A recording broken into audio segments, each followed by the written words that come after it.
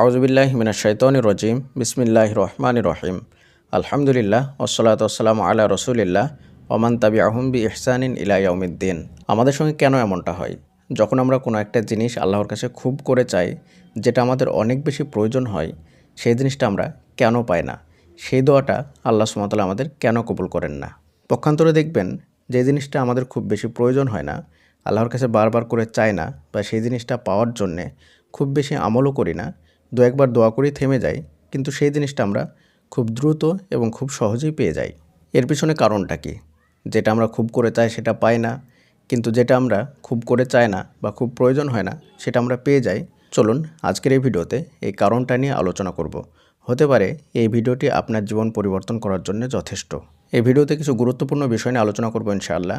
আপনারা যদি পুরো বিষয়টিকে সুন্দরভাবে বুঝতে চান, তাহলে ভিডিওটি স্কিপ না করে শেষ পর্যন্ত শুনবেন, তবে আপনারা এই কারণটা কি সেটা বুঝতে পারবেন। প্রথমে যে কথাটা বললাম সেটার সঙ্গে হয়তোবা আপনিও একমত।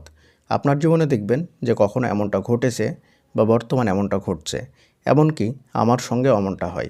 এর পিছনে কারণটা কি? এবং এই চ্যানেলে আমাদের যত ভিউয়ার্স আছেন, আমি খেয়াল করে দেখি প্রত্যেকের ক্ষেত্রে বিষয়টা এমনই হয়।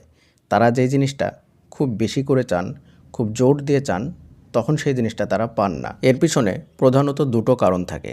এক নম্বরে হচ্ছে, যখন আপনি কোনো একটা জিনিসকে পেতেই হবে এই ভেবে চান, বা জিনিসটা আপনার সত্যি লাগবে, না হলে অনেক সমস্যা হবে বা আপনার জীবন বিপন্ন হতে পারে, এমন পরিস্থিতি যখন তৈরি হয়, তখন আপনার মধ্যে স্ট্রং একটি নেগেটিভ ধারণা তৈরি হয়ে যায় সেই জিনিসটার বিপরীতে। সেই নেগেটিভ ধারণাটা এতটা স্ট্রং হয় যতটা আপনার সেই জিনিসটার প্রয়োজন। কথাটা আপনি আবারও ভালো করে বুঝুন।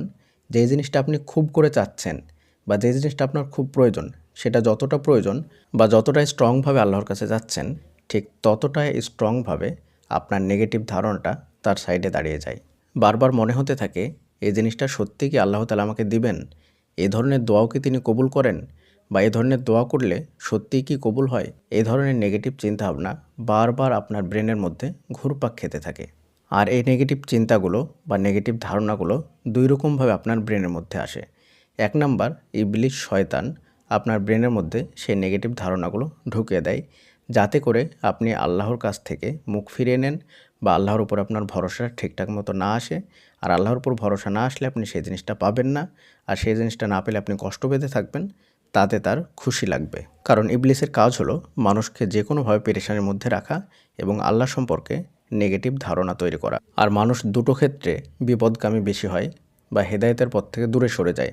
এক নম্বরে, যখন সে একটা জিনিস খুব করে আল্লাহর কাছে চায় আর সেই দোয়াটা যখন কবুল হয় না। আর দুই নম্বরে, যখন কোনো একটা প্রিয় জিনিস তার কাছ থেকে দূরে সরে যায়। আর এই দুটো জিনিসকেই শয়তান বড় হাতিয়ার হিসাবে কাজে লাগায় বান্দার বিপক্ষে। আর নর্মালি বান্দা যে কোনো বিষয়ে যখনই দোয়া করুক না কেন, আল্লাহ তাআলা তার দোয়াকে কবুল করে নেন, যতক্ষণ পর্যন্ত না সে দোয়া সম্পর্কে বান্দার অন্তরে নেগেটিভ ধারণা জন্মায়। যখনই সে দোয়ার বিষয়ে বান্দার অন্তরে নেগেটিভ ধারণা জন্মায়, তখন সে দোয়া এবং কবুলিয়াতের মাঝখানে নেগেটিভ ধারণাটা দেয়াল হিসাবে দাঁড়িয়ে যায়, যার কারণে সেই দোয়াটার কখনোই কবুল হয় না। কারণ আপনি তো আল্লাহর প্রতি যথাযথভাবে ভরসা করতে পারছেন না, বা সেই দোয়াটা সম্পর্কে আপনার ইয়াকিন, ভরসা বা বিশ্বাস আসছে না। আর আল্লাহ সুবহানাহু ওয়া তাআলা বান্দার থট অনুযায়ী কাজ করে, বান্দার ধারণা অনুযায়ী কাজ করেন। বান্দার ধারণা যে বিষয়ে যেমন থাকে, আল্লাহ সুবহানাহু ওয়া তাআলা বান্দার সঙ্গে ঠিক তেমনটাই করেন। আর দোয়ার ক্ষেত্রে এই থট বা ধারণা খুব কার্যকরী ভূমিকা পালন করে থাকে। যার কারণেই তো যে জিনিসটা আপনার পেলেও চলবে, না পেলেও চলবে, এইভাবে দোয়া করেন, সেই জিনিসটা সম্পর্কে আপনার অন্তরে নেগেটিভ ধারণা বিন্দু মাত্র তৈরি হয় না। আর শয়তানও বুঝে ফেলে যে এই জিনিসটা না পেলে বান্দার কিছুই হবে না, সে ডিপ্রেশনে ভুগবে না, সে টেনশন করবে না, বা সে বিপদের সম্মুখীন হবে না, বা আল্লাহ সম্পর্কেও তার খারাপ ধারণা তৈরি হবে না। সেই হিসাবে সে সেই জিনিসটা সম্পর্কে আপনার অন্তরে বিন্দুমাত্র নেগেটিভ ধারণা তৈরি করে না। আর যার কারণে আপনার দোয়া এবং কবুলিয়াতের মাঝখানে কোনো বাধাও থাকে না, আর সেই দোয়াটা খুব দ্রুত এবং সহজেই কবুল হয়ে যায়। আপনি আপনার চারপাশে লক্ষ্য করে দেখবেন যে একই জিনিস অন্য একজন ব্যক্তি খুব সহজেই পেয়ে যাচ্ছেন। সেই জিনিসটা পাওয়ার জন্যে তিনি খুব বেশি কষ্ট করছেন না, বা সেই জিনিসটা পাওয়ার জন্যে তিনি খুব বেশি আল্লাহর কাছে দোয়া করছেন না, বা সেই জিনিসটা তার কাছে খুব বেশি মূল্যবানও না। তারপরেও সেই জিনিসটা সে পেয়ে যাচ্ছে। আবার পাওয়ার পরে সেই জিনিসটার তিনি খুব বেশি মূল্যায়নও করছেন না। কিন্তু সেই একই জিনিস যখন আপনি খুব বেশি মূল্যায়ন করছেন, খুব বেশি গুরুত্ব দিয়ে আল্লাহর কাছে চাচ্ছেন, খুব বেশি বেশি আল্লাহর কাছে দোয়া করছেন, তখন সেই জিনিসটা আপনি পাচ্ছেন না। এর পিছনে কারণটা কি বুঝতে পেরেছেন? আমি যে বিষয়টা প্রথমেই বললাম, এটাই হচ্ছে এর প্রধান এবং মেন কারণ। কারণ আপনি যখন গুরুত্ব দিচ্ছেন বা সেই জিনিসটা আপনার কাছে খুবই মূল্যবান হচ্ছে, তখন আপনার অন্তরে সেই জিনিসটা সম্পর্কে নেগেটিভ ধারণা আসছে। আর ওই ব্যক্তির অন্তরে নেগেটিভ ধারণা আসেনি, কারণ উনি এই জিনিসটার মূল্যায়নই করেননি। সেটা তার কাছে একদমই মূল্যহীন, পেলেও চলবে না পেলেও চলবে। যখন কোনো একটা বিষয়ে এমনটা ভাবা যায়, তখন সেই জিনিসটা সম্পর্কে অটোমেটিক তার অন্তরে নেগেটিভ ধারণা আসে না। এবার বিষয় হচ্ছে, আমরা তো সব কিছুই বুঝলাম, কিন্তু এই নেগেটিভ ধারণা থেকে বাঁচার উপায় কী? একটু আগে আমি বললাম যে নেগেটিভ ধারণা দুই রকমভাবে তৈরি হয়। একটা হচ্ছে শয়তানের পক্ষ থেকে, আর দ্বিতীয় নাম্বারটা বলিনি, সেটা হচ্ছে মানুষের পক্ষ থেকে। কোনো মানুষ যদি কোনো একটা বিষয় আপনার জেনে যায় যা আপনি সেই জিনিসটা খুব করে চাচ্ছেন, আপনার কাছে সেটা খুব বেশি গুরুত্বপূর্ণ, তখন আপনার চারপাশের মানুষজনই আপনার ব্রেনের মধ্যে নেগেটিভ ধারণা তৈরি করে দেয়। আপনি চাইলে তাদের কাছ থেকে বাঁচতে পারবেন, কারণ যারা এই কথাগুলো বলবে তাদের কাছ থেকে আপনি চাইলে দূরে থাকতে পারবেন, এবং তাদের কাছ থেকে দূরে থাকলে আপনার ব্রেনের মধ্যে তারা নেগেটিভ ধারণা দিতে পারবে না। কিন্তু শয়তানের কাছ থেকে আপনি কী করে বাঁচবেন? কারণ শয়তানকে তো আমরা দেখতেই পাই না, সে তো আমাদের রগে রগে চলাফেরা করে, তার কাছ থেকে আমরা চাইলেও বাঁচতে পারি না। কিন্তু আল্লাহ সুবহানাহু ওয়া তাআলা তার কাছ থেকে বাঁচার জন্যে আমাদেরকে কিছু হাতিয়ার দিয়েছেন, আর সেই হাতিয়ারগুলোর নাম হচ্ছে জিকির বা আমল। আর এই জিকির বা আমলের মধ্যে শ্রেষ্ঠ আমল হচ্ছে তাহাজ্জুদ, আর শ্রেষ্ঠ জিকির হচ্ছে ইস্তেগফার। আজকে আপনারা বুঝতে পারবেন যে যে কোনো সমস্যার ক্ষেত্রে আমি এবং আমার মতো অনেক ইসলামিক স্কলারকে দেখবেন যে তিনারা একটা কথাই বলে থাকেন যে তাহাজ্জুদ পড়ুন এবং বেশি বেশি করে ইস্তেগফার করুন। এটা বলার কারণ হচ্ছে তাহাজ্জুদের সময় এমন একটা সময়, এই সময়টাতে পজিটিভ এনার্জি দুনিয়াতে আল্লাহ সুবহানাহু ওয়া তাআলা বর্ষণ করে থাকেন রহমত হিসাবে। আর এই পজিটিভ এনার্জির টাইমে যখন আপনি ঘুম থেকে জেগে উঠবেন, তখন আপনার ব্রেনের মধ্যে যত পজিটিভ ধারণা বা পজিটিভ বিষয়গুলো আস্তে আস্তে ঢুকতে থাকবে, এবং আপনার ব্রেন আস্তে আস্তে পজিটিভ হবে। এই বিষয়টা নিয়ে আমি অনেক ভিডিওতে বিস্তারিতভাবে আলোচনা করেছি, এবং আপনি অনেক অমুসলিমকেও দেখবেন এই তাহাজ্জুদের সময়কে নিয়ে, এই সময়টা নিয়ে অনেক গুরুত্বপূর্ণ আলোচনা করে থাকেন, কারণ সত্যি এই সময়টা গুরুত্বপূর্ণ সময়। এই সময়টা নিয়ে বিজ্ঞান বলেন এবং অমুসলিমরা বলেন, সবাই কিন্তু অনেক গুরুত্ব দেয় এবং সবাই এই সময়টা নিয়ে আলোচনা করেন। এই তাহাজ্জুদ এমন এক আমল, দুনিয়াতে কোনো ব্যক্তি যদি কোনো কিছু সত্যি পেতে চায়, তাহলে তাহাজ্জুদ ছাড়া সেটা পাওয়া কোনোভাবেই সম্ভব নয়। তাকে প্রতিদিন নিয়মিতভাবে তাহাজ্জুদ সালাত আদায় করতে হবে, কারণ সেই জিনিসটা সে যত স্ট্রংলি আল্লাহর কাছে চাচ্ছেন, তত স্ট্রংলি শয়তান তার ব্রেনের ভিতরে প্রতিটা মুহূর্তে নেগেটিভ ধারণা দেবে। আর সেই নেগেটিভ ধারণা থেকে বাঁচতে হলে একটা রাত্রিও যদি সেই ব্যক্তি তাহাজ্জুদের সালাত মিস করে, তাহলে সেই সুযোগটাকে শয়তান কাজে লাগিয়ে তার অন্তরের মধ্যে নেগেটিভ ধারণা তৈরি করে দেবে, এবং সেই জিনিসটা সম্পর্কে তার অন্তরে একটা স্ট্রং নেগেটিভ ধারণা তৈরি হয়ে যাবে। আর দ্বিতীয় আমল হচ্ছে ইস্তেগফার। শয়তান যদি কোনো আমল দেখে সবচাইতে বেশি ভয় পায়, সে আমলটার নাম হচ্ছে ইস্তেগফার। আর দ্বিতীয়টা বললাম তাহাজ্জুদ। ইস্তেগফার কেন ভয় পায় সেই বিষয়টা আপনাদেরকে একটু খুলে বলি।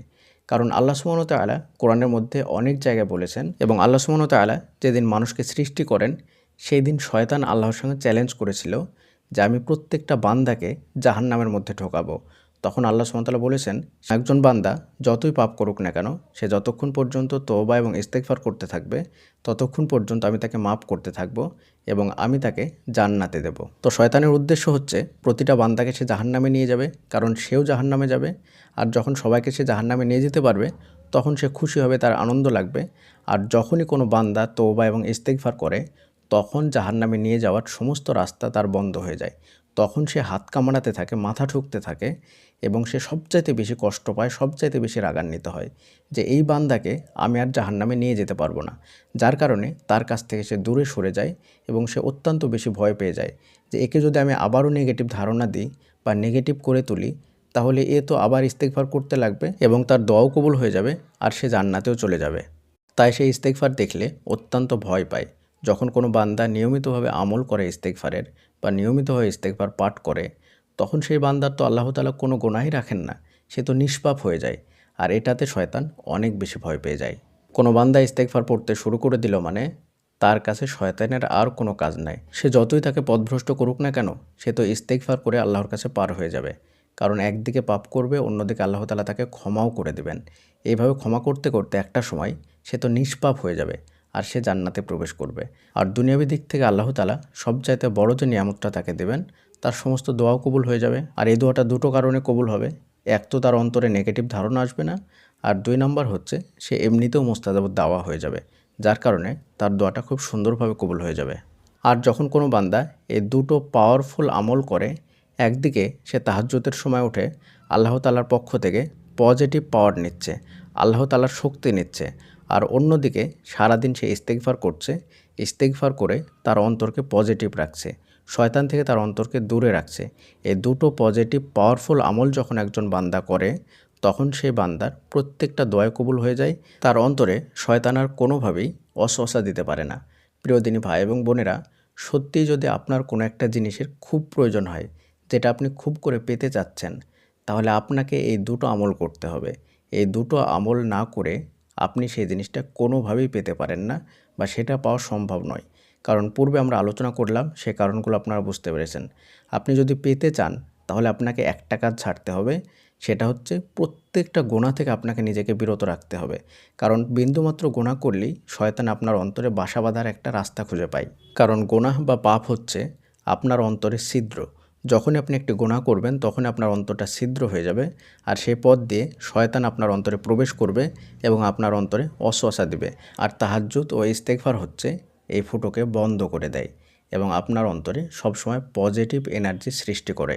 দোয়া কবুলের এই সিক্রেট বিষয়টা কয়েক মাস আগে বাংলাদেশের একজন বিখ্যাত ইসলামিক স্কলার, যেনার নাম হচ্ছে কাজী ইব্রাহিম, উনি আলোচনা করেছিলেন। যখন উনি জেল থেকে বের হয়েছিলেন, তখন তিনি একটা কথা বলেছিলেন, আপনারা হয়তো অনেকেই শুনেছেন। তিনি বলছিলেন যে, আমি যখন জেলের মধ্যে থাকতাম, শয়তান আমাকে বারবার কোনো না কোনো গুনাহের মধ্যে লিপ্ত করার চেষ্টা করত, আর আমার জেল থেকে জামিন হতে লেট হয়ে যেত। কারণ শয়তান আমাকে বারবার নামাজ থেকে দূরে রাখার চেষ্টা করত। নামাজ আমার একটু লেট হয়ে যেত, বা এ ধরনের কোনো একটা সমস্যা তৈরি করার শয়তান চেষ্টা করত। যদিও কাজী ইব্রাহিম সাহেবের অনেক বক্তব্য বিতর্কিত, যেগুলো ইসলামের সঙ্গে সরাসরিভাবে সাংঘর্ষিক, কিন্তু এই কথাটা তিনি তিনার জীবনের মধ্যে সবচাইতে মূল্যবান কথা বলেছিলেন। যখন আপনার কোনো একটা জিনিস খুব গুরুত্বপূর্ণ হয়ে ওঠে, তখন শয়তান আপনাকে গুনাহ করানোর চেষ্টা করে। সেটা আপনি যেই ধরনের ব্যক্তি, সেই অনুযায়ী সে গুনাহ করানোর চেষ্টা করে। আপনি যদি নর্মাল বান্দা হয়ে থাকেন, তাহলে আপনাকে সে সরাসরি গুনাহ করানোর চেষ্টা করবে। আর কাজী ইব্রাহিম সাহেব যেহেতু একজন আধ্যাত্মিক মানুষ, তিনি পরেজগার মানুষ, যার কারণে তিনাকে তো গুনাহ করাতে পারতেন না, কিন্তু নামাজে তিনাকে লেট করে দিতেন, আর নামাজে লেট হয়ে যাওয়াটাই তিনার জন্য বড় একটা গুনাহের কারণ হয়ে যেত। আর যার কারণেই তিনার জেল থেকে জামিন পেতে অনেকটা সময় লেগে গিয়েছিল, যেটা তিনি নিজে মুখেই বলেছিলেন। যত বেশি নিজেকে গুনাহ থেকে বিরত রাখতে পারবেন ও তাহাজ্জুদ ও ইস্তেগফার পড়তে পারবেন, তত তাড়াতাড়ি আপনার দোয়া কবুল হবে। আর যত বেশি গুনাহের মধ্যে ডুবে থাকবেন, ইস্তেগফার এবং তাহাজ্জুদের ক্ষেত্রে গাফিলতি করবেন, সেই দোয়া কবুল হতে বছরের পর বছর লেগে যাবে, তারপরে আপনার দোয়া কবুল হবে না। পরিশেষে আল্লাহর কাছে দোয়া করি, আল্লাহ সুবহানাহু ওয়া তাআলা আমাদের সকলকে এই বিষয়গুলোকে সঠিকভাবে বোঝার এবং সে অনুযায়ী আমল করার তৌফিক দান করুন। আমিন। আসসালামু আলাইকুম ওয়া রাহমাতুল্লাহি ওয়া বারাকাতুহু।